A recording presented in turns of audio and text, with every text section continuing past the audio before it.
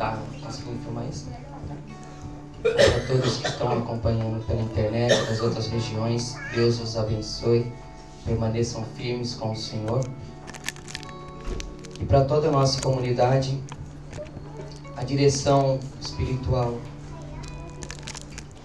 deste dia, desta noite, é um pedido de Deus para que a gente viva uma comunhão verdadeira com Jesus, com os pobres e entre nós. É muito importante a gente saber que todos nós, celibatários, casais, solteiros, todos os missionários, devemos ser um coração só. Não deve existir entre nós divisão, nem preconceito de um com o outro, ou medo, ou receio de se aproximar. É necessário ter uma comunhão verdadeira.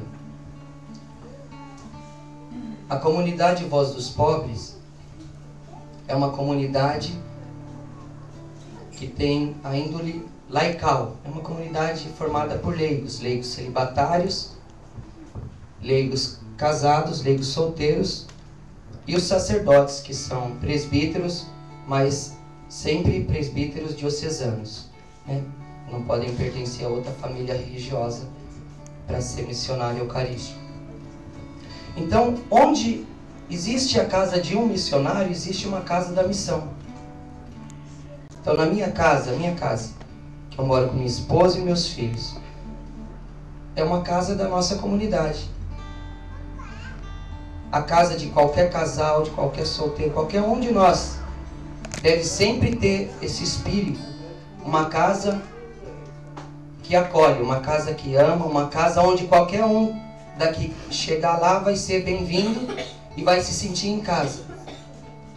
Assim também deve ser as casas da vida celibatária masculina e feminina.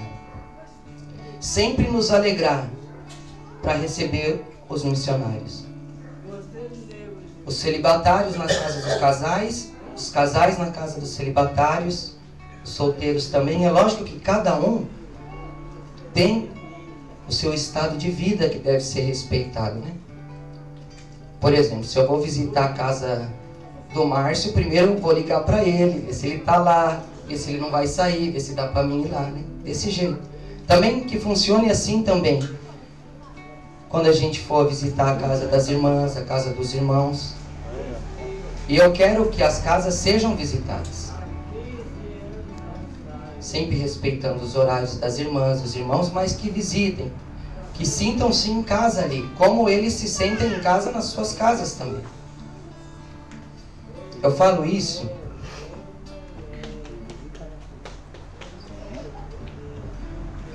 porque o Senhor Jesus disse assim: um reino dividido entre si mesmo não permanece, não prospera. O fim dele é a morte, é o término. Então, na nossa comunidade existe um grande risco de que, se a gente não ficar atento a essa comunhão que devemos ter, existe um risco muito grande e real mesmo, de daqui a alguns anos nós não sermos mais uma comunidade, mas 3 institutos. E isso não é o que eu desejo, não é o que eu sinto que Deus quer para nós. Não é o perfil das novas comunidades, e nós somos uma dessas novas comunidades. Todas as novas comunidades têm essa característica de ter os 3 estados de vida dentro de uma mesma comunidade. Só que Satanás, invejoso de tudo que é bom, invejoso de tudo que Deus planta o joio, Deus planta o trigo e ele em seguida já planta o joio. Então começa a criar divisões, separações, isolamento. E ninguém quer ceder. Ninguém quer abrir mão de nada. Sempre não, que ele venha me pedir desculpa, não eu pedir para ele.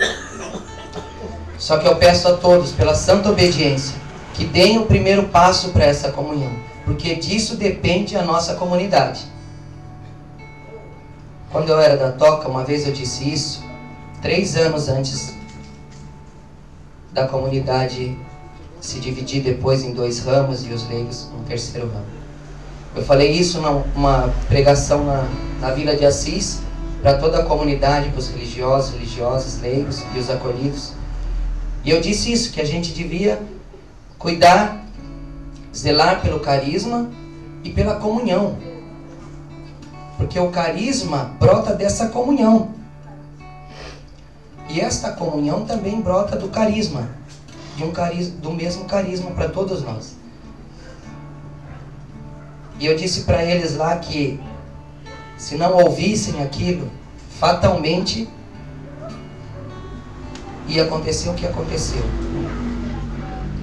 Sem nenhum julgamento a eles, né? Que Deus os abençoe, que sejam felizes. Amo muito a Toca, sou muito grato à Toca. Mas esse é um testemunho que eu conto para que a gente esteja atento a essas palavras. Por mais que eu seja pequeno, pecador, miserável, né? Mas eu sou, pela graça de Deus, o fundador dessa comunidade. E nenhuma palavra de um fundador cai na terra sem dar fruto. Nenhuma. Nenhuma mesmo. Então, isso depende de cada um de nós, essa comunhão. E pela santa obediência eu peço que quem tem alguma coisa contra o outro, principalmente se a rixa for entre celibatários e casais, casais e solteiros, solteiros e celibatários, que procure a reconciliação enquanto há tempo para isso. Escutem a palavra do vosso pastor. Não escutem a palavra de Satanás, que quer plantar o orgulho e não deixar que a comunhão aconteça verdadeiramente. Não existe comunhão verdadeira só de dar a mão e dizer paz de Cristo. Isso não é comunhão em Jesus. A comunhão verdadeira é partilhar a dor, entender a dor, buscar o perdão, dar o perdão. Está aberta a reconciliação, está aberta a humildade e a obediência. E isso que eu peço hoje para toda a comunidade é pela obediência.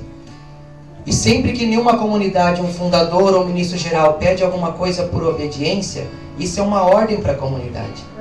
Peca quem não obedece. Então peço que sejam capazes de morrer para vocês e viver para Jesus. E que eu também seja capaz disso. Às vezes nós dizemos que estamos dispostos a morrer por Jesus, a morrer pelos pobres, a morrer pelo Santíssimo Sacramento. Mas na realidade nós não somos capazes nem de morrer para o nosso próprio orgulho e pedir perdão e dar o perdão. Então o Senhor nos pede isso de uma forma muito forte. Foi a mesma inspiração da pregação no Parque do Lago, sábado. Eu preguei isso também. E sinto um clamor do Espírito muito forte. Sinto a luz amarela piscando, de alerta, sabe? E eu, como fundador, preciso alertar. É lógico que cada um é responsável por seus atos. E existem coisas que ninguém pode dar para o outro, né? Aquela parábola das virgens, que 5 tinham óleo e as outras 5 não tinham óleo. Isso mostra como que a alma chega diante do esposo que é Jesus. Existem coisas, esse óleo das boas obras, da obediência, da luta do dia a dia, essas coisas que levamos em nossa alma, não conseguimos transferir para o outro. Porque isso é muito pessoal. Às vezes a gente olha aquela passagem da parábola das e pensa, por que aquelas virgens não deram um pouco para as outras também conseguir entrar nas festas das bodas, naquela parábola do Evangelho? Porque não se pode, aquilo não se dá. Aquilo é uma coisa pessoal. Por isso que eu digo a vocês, eu quero, com a graça de Deus, ter a alegria de nós todos estarmos juntos no céu um dia, né? Mas isso só depende do meu sim a Deus, pessoal, do seu sim a Deus, pessoal também. E como comunidade também esse sim à comunhão, esse sim à reconciliação. Eu sempre, com a graça de Deus, continuarei sendo amigo de Jesus. E com a graça de Deus, continuarei sempre com os pobres e na missa. Mas Se a gente não tiver uma comunhão verdadeira, escutem bem isso, vai chegar uma hora que eu não posso mais estar à frente da comunidade. Porque uma comunidade, por exemplo, dividida em 3 ramos, não pode ter um fundador leigo, um ramo religioso, nem um ramo sacerdotal, né? E ficaria só com os leigos. O que acontece com muitas comunidades, que até a própria ordem franciscana acabou depois se dividindo, contra a vontade de São Francisco de Assis, né? A toca também contra a vontade do fundador da toca. E se acontecer isso aqui, também é contra a vontade do meu coração. E o direito canônico diz assim que a mente, o coração e os objetivos do fundador é o maior patrimônio de uma comunidade. Então, se a gente não quer viver isso, perdemos o nosso maior patrimônio, né? Essa comunhão. Eu disse isso no Parque do Lago e digo aqui para todos nós e para todos que estão acompanhando ou vão assistir depois, que a gente não permita que daqui 10 anos essa nossa convivência seja apenas uma boa lembrança de como era legal quando vivíamos todos juntos. Só depende de mim e de vocês, de o sim de cada um, de dar um passo em direção da comunhão e da reconciliação. Louvado seja nosso Senhor Jesus Cristo.